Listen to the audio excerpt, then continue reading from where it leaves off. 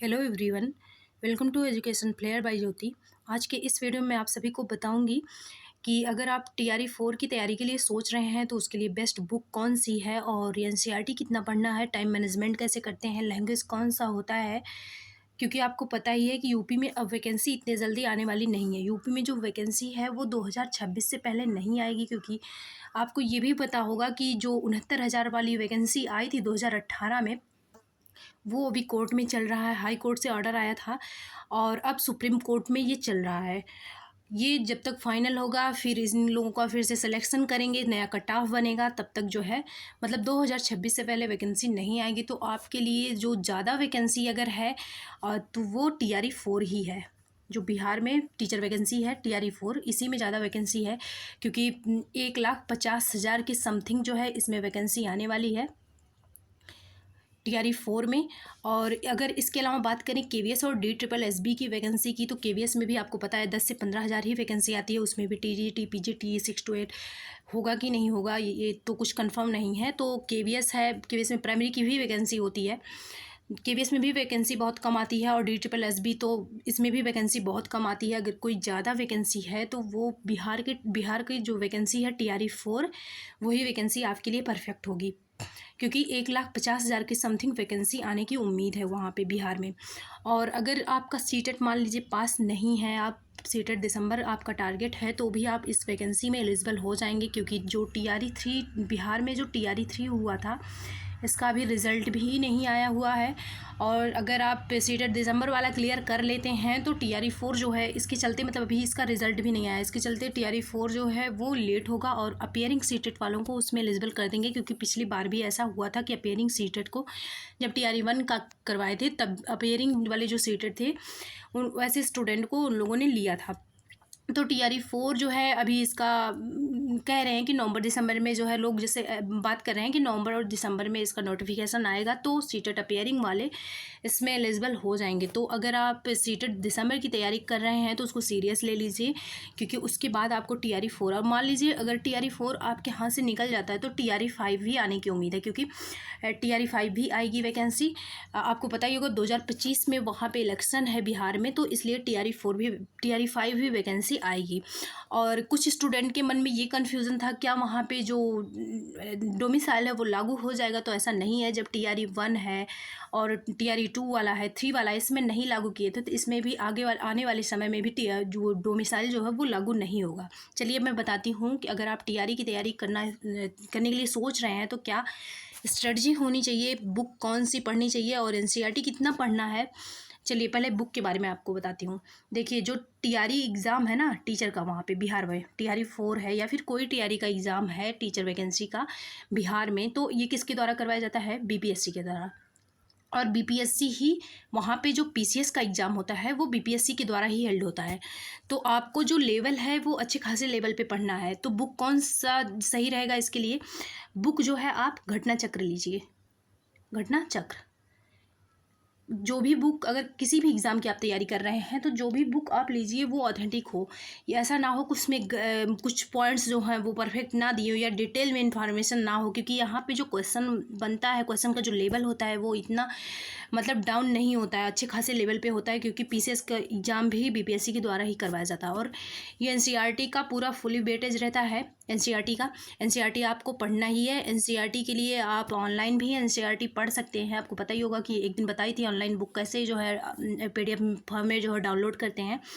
NCERT आप पढ़िए। अगर 6 to 8 की, मैं पहले बता दूं, अगर 6 to 8 की तैयारी आप कर रहे हैं, इसमें देखिए कौन कौन सी 150 मार्क्स में होता है और ये 2.5 घंटे का समय रहता है, 2.5 आवर का। निगेटिव मार्किंग नहीं होती इसमें, निगेटिव मार्किंग नहीं रहता। और जो है जो 30 नंबर होता है इसमें से, 150 में से जो 30 नंबर का होता है ये लैंग्वेज होता है। यहाँ पे दी हूँ ना ऑप्शन, लैंग्वेज, 30 नंबर का लैंग्वेज होता है। लैंग्वेज में क्या होता है, 9 नंबर आपको लाना कंपलसरी होता है। ये पासिंग मार्क इतना ये रखे हैं कि 9 नंबर लाना इसमें कंपलसरी होता है 30 नंबर में। और इसको जोड़ के कट ऑफ नहीं बनता है, इसके बेस पे बस इसमें पासिंग मार्क लाना है, क्वालिफाइंग है ये नहीं जुड़ता। 150 में होता है लेकिन ये जुड़ता नहीं है, इसमें 9 नंबर लाए काम ख़त्म। और 30 से जैसे जो इसमें पेपर होता है लैंग्वेज का 30 नंबर का होगा, इसमें 9 नंबर लाना जो है कंपलसरी है, इसको जोड़ा नहीं जाएगा, 150 में ही होगा। और इसमें देखिए 8 से 9 क्वेश्चन जो होते हैं वो इंग्लिश के होते हैं और बाकी जो क्वेश्चन होते हैं वो हिंदी होता है। बाकी जो क्वेश्चन होते हैं 20 से 21 क्वेश्चन जो होते हैं वो हिंदी होता है।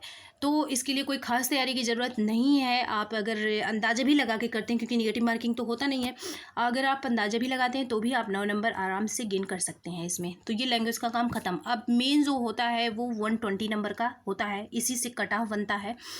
इसमें देखिए अगर 6 to 8 की तैयारी आप कर रहे हैं, 6 to 8, 9 to 10, ठीक है, और 11 12 जिसको पीजीटी बोलते हैं, इसको पीजीटी, इसको टीजीटी, इसको ये 6 to 8 वाले, इसके लिए ये 120 नंबर का ही होगा, मतलब 150 का टोटल होगा, 30 नंबर लैंग्वेज होगा, उसको निकाल दीजिए। मेन कट ऑफ 120 में बनेगा। ये 6 to 8, 9 to 10 और 11 12 सबके लिए है यही। 120 में क्या होगा, 80 नंबर का आपके सब्जेक्ट से पूछा जाएगा, सब्जेक्ट जो लिए हैं आप ग्रेजुएशन में। और इसके बाद जो 40 नंबर का होगा वो जीके जीएस होगा, जीके और जीएस होगा, ठीक है। जीके जीएस जो होता है वो अच्छे लेवल पे होता है, जैसे पीसीएस वगैरह में क्वेश्चन पूछा जाता है उसी लेवल पे यहाँ पे जीके जीएस पूछा जाता है। इसलिए मैं बोल रही हूँ जीके जीएस के लिए आप घटना चक्र पढ़िए, घटना चक्र की बुक लीजिए, या फिर एनसीईआरटी हो तो उसके मतलब चैप्टर वाइज देख लीजिए, एनसीईआरटी से जो चैप्टर मिल रहे हैं उसको पढ़िए। जैसे देखिए छाँट छाँट के आपको पढ़ना भी मैं बता रही हूँ जीके जीएस में कितना पढ़ना है, ठीक है। 80 नंबर का आपके सब्जेक्ट से हो गया, 40 नंबर का जीके जीएस। अब 80 नंबर जो आपका सब्जेक्ट का है ना, इसमें मान लीजिए आप मैथ साइंस से हैं, मैथ साइंस से, तो मैथ साइंस से 40 नंबर का मैथ आ जाएगा, 40 नंबर का मैथ, और 40 नंबर का साइंस आ जाएगा, ठीक है, साइंस। इसके लिए क्या करना है आपको, 12th तक का, 6 से लेके 12th तक का एनसीईआरटी पढ़नी है, ठीक है। एनसीईआरटी 12th तक का जरूर पढ़ लेना है, क्योंकि बहुत सारे क्वेश्चन ऐसे होते हैं 10 तक के पढ़ोगे आप उसमें कवर नहीं होगा। लगभग 10 से 15 क्वेश्चन ऐसे होते हैं जो 11 12th से आ जाते हैं, इसलिए आपको लेवल थोड़ा हाई करके ही रखना है। 6 से 12 तक का एनसीईआरटी आपको पढ़ना है। और चैप्टर अगर रह गई बात, बहुत ज़्यादा एनसीईआरटी 11 12th में दिया है, अगर आपको लग रहा है तो चैप्टर जो सिलेबस होता है ना उससे जो चैप्टर उठाइए और एनसीईआरटी से पढ़ लीजिए आप। लेकिन 6 से जो 10 तक की एनसीईआरटी है इसको बहुत ज़्यादा पढ़ना है, लेकिन 11 12th की बस चैप्टर मैच कर लीजिए और पढ़ लीजिए, ठीक है।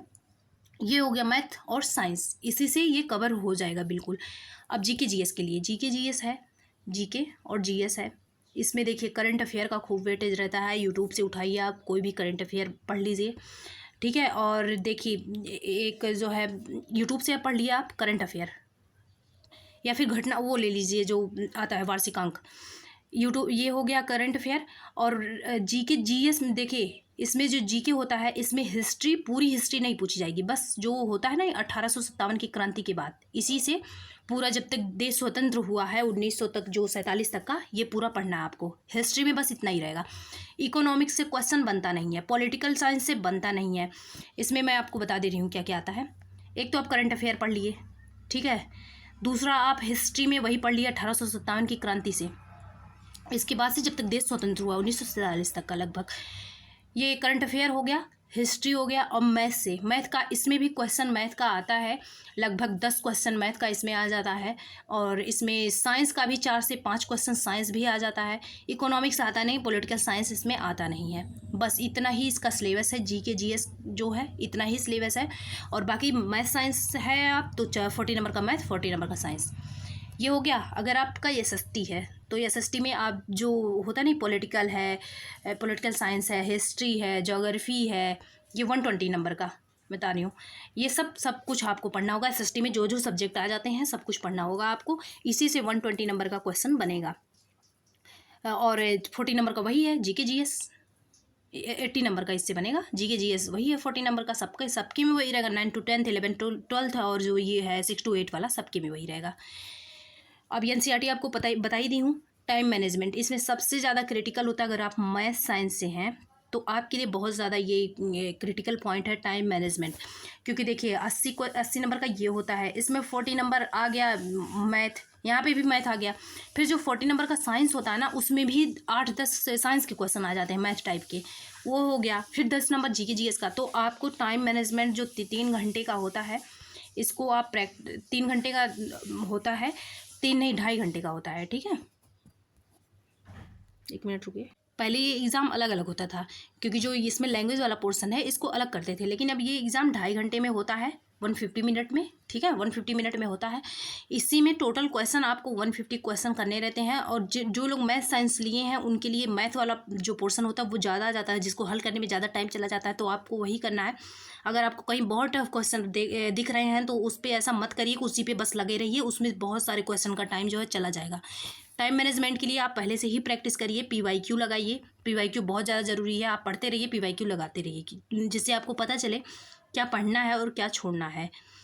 एलिजिबिलिटी के लिए यही है, अगर आप 6 to 8 के लिए भरना चाह रहे हैं तो सीटेट का जो है, सीटेट का पेपर 2 पास होना चाहिए, पेपर 2। और 1 to 5 के लिए भर रहे हैं तो पेपर 1 पास होना चाहिए, और 6 to 8 के लिए पेपर 2 पास होना चाहिए। और अगर 9 to 10 मतलब TGT के लिए सोच रहे हैं तो वहाँ का यस्टेट होता है, उसको पास होना चाहिए, बिहार में ही होता है ये। यस्टेट का पेपर 1 पास होना चाहिए। अगर आप मतलब PGT के लिए सोच रहे हैं 11-12 के लिए तो आपका यस्टेट का पेपर 2 पास होना चाहिए, ये एलिजिबिलिटी होता है। और एक और मैं आपको बता दूं, अगर आप अदर स्टेट से बिलोंग करते हैं तो वहाँ पे अगर फॉर्म भरना चाहते हैं तो सीटेट में कितना नंबर होना चाहिए, 90 नंबर। चाहे आप मेल हों, फीमेल हों, ST ST OBC हों, कैटेगरी से हो, कुछ भी ये मैटर नहीं करता है, 90 नंबर सीटेट में होना चाहिए। 82 नंबर वालों को नहीं लेते वहाँ पे, ठीक है। सीटेट दिसंबर वालों को बिल्कुल मौका मिल सकता है, हो सकता है सीटेट अपेयरिंग वालों को ले सकते हैं, इसलिए सीटेट दिसंबर आप फोकस बनाए रखिए। फिर अगर मान लीजिए नहीं भी मौका मिलता, TRE 5 आपको मिलेगा। PYQ के लिए आपको यूट्यूब पे खुद ही PYQ मतलब सॉल्व कराया हुआ मिल जाएगा, और इसके BPSC के वेबसाइट से भी आपको क्वेश्चन मिल जाएगा, क्वेश्चन पेपर। प्रैक्टिस सेट के लिए वही PYQ ही करिए, क्योंकि जो है देखिए, अगर आप 6 to 8 का भरे हैं ना तो जो GK GS वाला पोर्शन होता है, GK GS वाला, ये 11-12 है, और 1 to 5 वाला है, और ये 9 to 10 वाला है। सारा जो है GK GS लगा डालिए, क्योंकि मैं पिछली बार जब PYQ करवा रही थी बहुत सारे क्वेश्चन मुझे रिपीटेड दिख रहे थे। जैसे 11-12 वाला करवा रही थी, फिर मान लीजिए दूसरे दिन मैं 6 to 8 वाला करवा रही थी, तो जो 11-12 वाला करवाई थी बहुत सारे क्वेश्चन, 3 से 4 क्वेश्चन इसका 6 to 8 वाले में मिल रहा था, इसलिए आप सारा कर लीजिए। और जो है घटना चक्र तो बाकी पढ़ना ही है।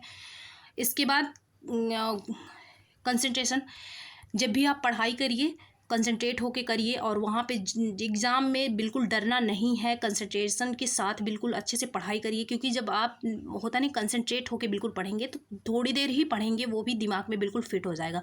बोर होते हुए बिल्कुल मत पढ़िए, ऐसे पढ़िए जैसे लग रहा हो कि आप इंजॉय कर रहे हैं पढ़ाई को, मतलब खुशी मन से पढ़िए, ताकि जो है जो होता नहीं है माइंड का गेन करने की कैपेसिटी है वो ज़्यादा हो। इसलिए बोर होके नहीं पढ़ना है, बिल्कुल एंजॉय लेते हुए पढ़ना है कि हाँ मुझे नौकरी निकालनी है। ये सब चीज़ें होती हैं जो इम्पोर्टेंट होती हैं। और देखिए BPSC के द्वारा एग्ज़ाम होता है, बहुत ट्रिकी क्वेश्चन देते हैं, क्योंकि इसी के द्वारा PCS का भी एग्ज़ाम कराया जाता है। अगर आपका इतना सब तैयार हो जाता है तो जो PCS का एग्ज़ाम करवाती है, PCS का मान लीजिए यहाँ पे कोई साइंस का क्वेश्चन है तो ये सब रिपीट कर लीजिए आप। GK GS का कोई है, करंट अफेयर का कोई हाल फिलहाल में हुआ है तो उसको देख लीजिए। करंट अफेयर हालांकि नहीं उतना काम आता, करंट अफेयर के लिए आपको ज़्यादा दिन का नहीं पढ़ना है, बस 6 मंथ का, ये नहीं एक साल भर का आप पढ़ लिए, साल भर का नहीं। और 6 मंथ में भी जैसे एग्ज़ाम आपका मान लीजिए जून में हुआ, मान लीजिए एग्ज़ाम आपका जून में हुआ, एग्जाम्पल मैं दे रही हूँ बस, जून में हुआ एग्ज़ाम, तो जो होता नहीं है मार्च होता है, अप्रैल होता है, फरवरी होता है, इसी से 3 महीने से ज़्यादा क्वेश्चन इसमें पूछा जाता है करंट अफेयर का। तो और देखिए ये करंट अफेयर जो पूछा जाएगा ना वो इंडिया के अंदर वाला नहीं पूछा जाएगा कि यहाँ पे ब्रिज बन रहा है, यहाँ पे ऐसा कुछ, विदेश वाला करंट अफेयर जो इंडिया से और अदर कंट्रीज से रिलेशन होता है। कहीं कोई प्रधानमंत्री कुछ बोले हैं, कहीं मतलब कुछ हुआ है ऐसे देश विदेश वाला ज़्यादा करंट अफेयर पूछा जाता है, अदर कंट्री वाला। और यही सब चीज़ें इंपॉर्टेंट है। अगर आप तैयारी के लिए सोच रहे हैं, इतना चीज़ों को अगर आप अपनाते हैं तो सफलता निश्चित ही मिलेगी आपको। और यहाँ पे मैथ और साइंस के क्लासेस चलेंगे TRE 4 के लिए, मैथ और साइंस का। बस रिजल्ट आ जाए TRE 3 का, इसके बाद नोटिफिकेशन आएगा TRE 4 का, फिर क्लास जो है स्टार्ट हो जाएगा। अगर आपको अच्छा लगे वीडियो तो लाइक सब्सक्राइब कर लीजिएगा। Thanks for watching.